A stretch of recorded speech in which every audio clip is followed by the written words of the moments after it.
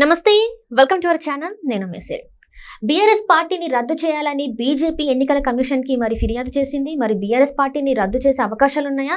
So ఈ అంశాన్ని మనకి వివరించడానికి మనతో పాటు ఉన్నారు ప్రముఖ senior journalist, political analyst CS Rao గారు. నమస్కారం సార్.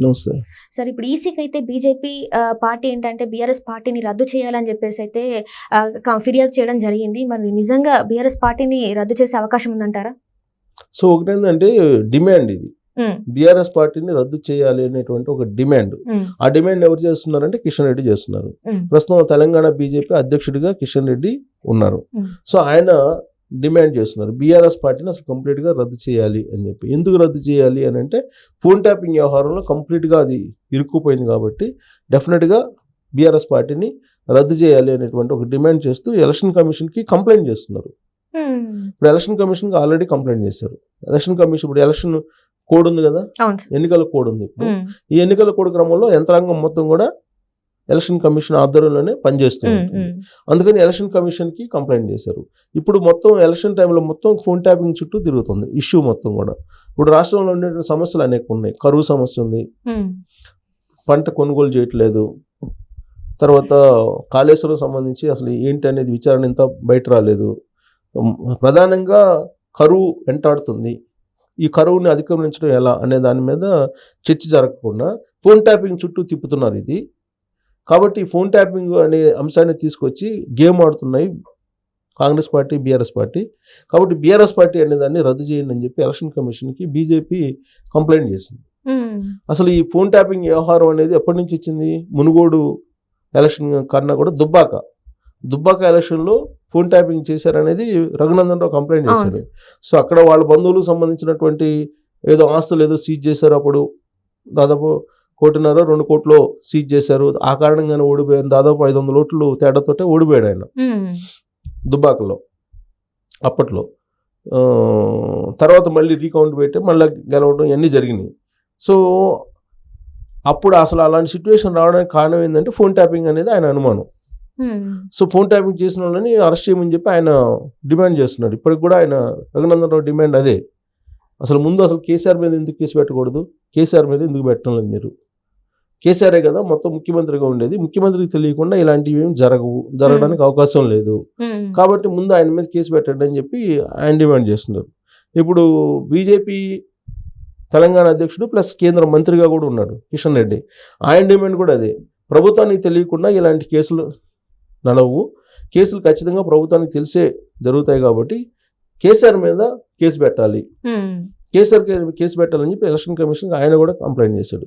కేసీఆర్ మీద కేసు పెట్టి ముందు బీఆర్ఎస్ పార్టీని రద్దు చేయండి అని చెప్పి డిమాండ్ చేస్తున్నారు.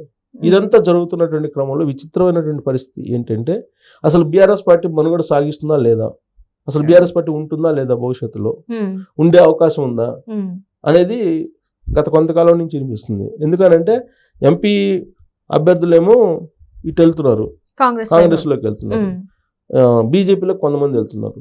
ఎమ్మెల్యేకి సంబంధించిన ఆల్రెడీ గెలిచిన 2023లో గెలిచిన ఎమ్మెల్యేలేమో చాలా వరకు కాంగ్రెస్ పార్టీతోటి టచ్లో ఉన్నారు. అసలు ప్రతిపక్ష హోదా కూడా ఉంటుందా ఉండదా అనేటువంటి పరిస్థితి ఇప్పుడు నెలకొంది బీఆర్ఎస్ పార్టీలో.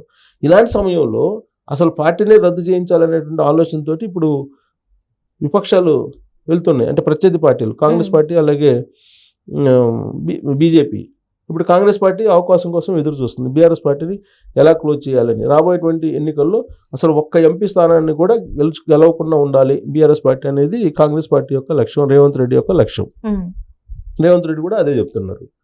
సో ఇదంతా ఒక ఎత్తు అయితే అసలు ఈ పార్టీ ఉనికిని కాపాడుకోవాలి అని అంటే ఏం చేయాలి, ఏం చేస్తే పార్టీ ఉనికి ఉంటుంది అనే దాని మీద బీఆర్ఎస్ పార్టీ వాళ్ళు హైరాణ పడుతున్నటువంటి పరిస్థితి. ఈ హైరాణ పడుతున్న సమయంలో సరిగ్గా వాళ్ళకు వచ్చినటువంటి ఆలోచన ఏంటంటే వాస్తు దోషం. ఆ వాస్తుకు సంబంధించి వాయువ్యంలో నుంచి ప్రవేశం ఉంది ఇది తెలంగాణ భవన్లో. కాబట్టి వాయువ్యాన్ని మూసేసి ఈశాన్యం తెరవండి, అక్కడ లక్ష్మీ నరసింహస్వామి బొమ్మను పెట్టండి, మీకు కలిసి వస్తుందని చెప్పి ఎవరో చెప్పారని చెప్పి హడావుడిగా ఇప్పుడు తెలంగాణ భవన్లో రకరకాల వాస్తు మార్పులు చేస్తూ ఉన్నారు. అంటే పార్టీకి సంబంధించి ఏదో ముప్పు అయితే పొంచి ఉంది అని చెప్పేది అర్థం అవుతుంది వాళ్ళకు కూడా. దానికి తగ్గట్టు ఇప్పుడు ఎలక్షన్ కమిషన్ కంప్లైంట్ చేశారు. ఇప్పుడు ఇండియన్ టెలిగ్రాఫిక్ యాక్ట్ని కనుక పెట్టి ఒకవేళ కనుక అరెస్ట్ చేస్తే కేసీఆర్ని మరి ఆ పార్టీ పరిస్థితి, ఆ పార్టీ మనుగడ ఏంటి? కేసీఆర్ నుంచి కేటీఆర్కి, కేటీఆర్ నుంచి సంతోష్కి, సంతోష్ నుంచి హరీష్ రావుకి ఇలా ఈ కేసు చుట్టుకునేటువంటి అవకాశం ఉందని చెప్పి దర్యాప్తు సంస్థలు లీకులు ఇస్తున్నాయి కదా. కేటీఆర్ కూడా అదే చెప్తున్నారు కదా. ముఖ్యమంత్రి రేవంత్ రెడ్డి రోజు యూట్యూబ్ ఛానల్స్కి లీక్స్ ఇస్తున్నాడు, వాళ్ళకి కావాల్సినటువంటి యూట్యూబ్ ఛానల్కి లీక్స్ ఇస్తూ ఉన్నారు. దాంతో చిలవలు పొలవులు చేసి ఈ ఫోన్ ట్యాపింగ్ వ్యవహారం అనేది గందరగోళం అవుతుంది. అసలు ఈ ఫోన్ ట్యాపింగ్లో ఏమీ లేదు, ఏమీ లేకపోయినప్పుడు కూడా ఉన్నట్టే క్రియేట్ చేసి దర్యాప్తు చేసి ఈ ఎన్నికల్లో గెలవాలని ప్రయత్నం చేస్తుంది.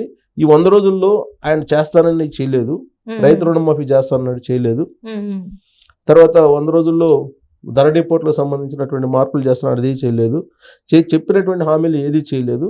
కాబట్టి ఇవి అడుగుతారు, నిలదీస్తారు అనేటువంటి ఉద్దేశంతో ఈ ఫోన్ ట్యాపింగ్ అనే వ్యవహారాన్ని, కాళేశ్వరం అనేటువంటి వ్యవహారాన్ని, మేడిగడ్డ వ్యవహారాన్ని, సుందెళ్ళ వ్యవహారాన్ని, అన్నారం వ్యవహారాన్ని, ఈ అన్నారం బ్యారేజ్ వ్యవహారాన్ని ఇవన్నీ కూడా తీసుకొచ్చి డైవర్ట్ చేస్తున్నారు తప్పితే వాటిలో ఒక్కటి నిజం లేదు అనేది కేటీఆర్ చెప్తున్నారు. మొన్న ఆయన కూడా అన్నారు కదా, ఏదన్నా ఉంటే నేను ఇల్లీగల్ పనులు ఏం చేయలేదు, దమ్ముంటే నిరూపించని కూడా మాట్లాడారు. ఇంటర్ కూడా బీకామ్ ఉన్నాడు, దమ్ముంటే నిరూపించుకో, ఇంటర్ కూడా బీకామ్, మగాడు అయితే నిరూపించని చెప్పి కూడా అన్నాడు. సో ఈ ఒక్క మాట చాలు రేవంత్ రెడ్డికి. ఆ రేవంత్ రెడ్డి నిజంగా పౌరుషం ఉండి, ఆయన కనుక నిజాయితీగా ఉండి, చిత్తశుద్ధి అయిన ముఖ్యమంత్రి అయితే ఇమీడియట్ గా ఎంక్వైరీ చేసేసి నిజం ఉంటే కనుక కేటీఆర్ అరెస్ట్ చేయాలి. ఆల్రెడీ ఇప్పుడు 4-5 రోజులు అయిపోయింది తన స్టేట్మెంట్ ఇచ్చి కూడా దాని మీద ఇంతవరకు రియాక్ట్ కావాలి రేవంత్ రెడ్డి, ఇంతవరకు రియాక్ట్ కాకపోగా ఇంకా ఆయన రకరకాల అనుమానాలని, రకరకాల ఆరోపణల్ని బీఆర్ఎస్ పార్టీ మీద చేస్తూ ఉన్నారు. బీఆర్ఎస్ పార్టీ, బీజేపీ రెండు ఒకటే, ఆ రెండు టైఅప్ అయినాయి అని చెప్పి మొన్నటి వరకు ఏం చెప్పారు, కవితను అరెస్ట్ చేయలేదు, వాళ్ళు రెండు పార్టీలు ఒకటే, అందుకే అరెస్ట్ చేయలేదు అనేటువంటిది ఒకటి చెప్పుకుంటూ వచ్చారు. ఇప్పుడు కవితను అరెస్ట్ చేశారు, తీహార్ జైల్లో పెట్టేశారు. ఇప్పుడు ఆ ఇష్యూ గురించి మాట్లాడటానికి ఇప్పుడు ముందుకు రావట్లేదు వాళ్ళు. కారణం ఏంటంటే ఆ ఇష్యూ గురించి మాట్లాడితే కనుక ఇప్పుడు అది సింపతిగా క్రియేట్ అయ్యి బీఆర్ఎస్ పార్టీకి ఏమన్నా లబ్ధి చేకూరుతుందేమో అనేటువంటి ఒక అనుమానం. అందుకే ఇప్పుడు ఫోన్ ట్యాపింగ్ వ్యవహారాన్ని తీసుకొచ్చారు. సో ఫోన్ ట్యాపింగ్ వ్యవహారం ప్రస్తుతం నడుస్తూ ఉంది, దాని మీద ఛాలెంజ్ చేస్తున్నాడు కేటీఆర్. ఈ సమయంలో మళ్ళీ బీజేపీ బీఆర్ఎస్ పార్టీని క్లోజ్ చేయాలి అని చెప్పి ఎన్నికల కమిషన్కు ఒక కంప్లైంట్ చేయడం జరిగింది. ఎందుకు రద్దు చేయాలని అంటే రాజ్యాంగ విరుద్ధంగా ఫోన్ ట్యాపింగ్ చేశారు, ఇండియన్ టెలిగ్రాఫిక్ యాక్ట్కి విరుద్ధంగా అని చెప్పి. ఇప్పుడు వాళ్ళు డిమాండ్ చేస్తుంది కదా, ఇండియన్ టెలిగ్రాఫిక్ యాక్ట్ ప్రకారమే మీరు దీన్ని విచారించండి అని చెప్పి చెప్తున్నారు. ఏ యాక్ట్ ప్రకారమైనా, ఏ చట్టం ప్రకారమైనా విచారించండి, ఒకవేళ తప్పు చేస్తుంటే శిక్షించండి అని చెప్పి వాళ్ళు చెప్తున్నారు. ఇప్పుడు కాంగ్రెస్ సుమోటాగా తీసుకోవాలని చెప్పేసి వీళ్ళు అడుగుతున్నారు. ఎవరు? కాంగ్రెస్ వాళ్ళు. అసలు సుమోటాగా తీసుకునేందుకు మీరే సిబిఐకి తీర్మానం చేస్తూ మీరే సిబిఐకి ఇచ్చేయచ్చు కేసుని. ప్రాథమిక ఆధారాలు సేకరించారు కాబట్టి సిట్ ఈ ప్రాథమిక ఆధారాలను వాళ్ళకి ఇచ్చేస్తే సిబిఐ అక్కడి నుంచి ఎంక్వైరీ చేస్తుంది. కానీ అది చేయకుండా మీరు సుమోటాగా తీసుకోండి కేసుని, సుమోటాగా తీసుకొని టెలిగ్రాఫిక్ యాక్ట్ని ఇంప్లిమెంట్ చేసి మీరు శిక్షించండి అని చెప్పి కాంగ్రెస్ పార్టీ చెబుతుంది బీజేపీకి, కేంద్రంలో ఉన్నట్టు బీజేపీకి. బీజేపీ ఏం చెబుతుంది, అసలు బీఆర్ఎస్ పార్టీని రద్దు చేసేయండి, అసలు ఆ పార్టీ వద్దు, మనకి రాజ్యాంగ విరుద్ధంగా వ్యవహరించిందని చెప్పి కిషన్ రెడ్డి కంప్లైంట్ చేశారు ఎలక్షన్ కమిషన్కి. ఇదంతా పొలిటికల్ డ్రామా, ఒక సాలిగూడు మాదిరిగా పొలిటికల్ డ్రామాని ఆడుతున్నారు మినహా దీంట్లో అసలు ఏముంది, ఎవరిని అరెస్ట్ చేస్తారు, అరెస్ట్ చేసే అవకాశం ఉందా అని అంటే ఇప్పటి వరకు ఇన్వెస్టిగేషన్ జరిగినంత జరిగింది, ఆల్మోస్ట్ 80% అయిపోయింది. ఇంకెవరిని ఇన్వెస్టిగేషన్ చేయాలంటే ఇప్పుడు తాజాగా మళ్ళీ కానిస్టేబుల్స్ ఉన్న ఒక 2-3 తీసుకొచ్చి సస్పెండ్ చేయడానికి రెడీ చేస్తున్నారు. అసలు అది కాదు కదా, ముఖ్యంగా ఎవరున్నారో వాళ్ళని పట్టుకొని రావాలి కదా, ఎవరి ఆధ్వర్యంలో జరిగిందో వాళ్ళని పట్టుకొని రావాలి, వాళ్ళ వ్యవహారం చూడాలి. సో దీంట్లో ఏంటి అసలు, దీనికి మళ్ళా ఎమ్మెల్యేల ఎర్ర ఫామ్ హౌస్ లో జరిగింది కదా, మొయినాబాద్ ఫామ్ హౌస్ లో, ఇప్పుడు మళ్ళీ దానికి లింకప్ చేస్తున్నారు. ఇప్పుడు దానికి లింకప్ చేసి దాన్ని ఢిల్లీ వరకు ఈ కేసును తీసుకెళ్లేటువంటి ప్రయత్నం చేస్తున్నారు. మళ్ళీ అదొక మలుపు తిరిగేటువంటి అవకాశం ఉంది.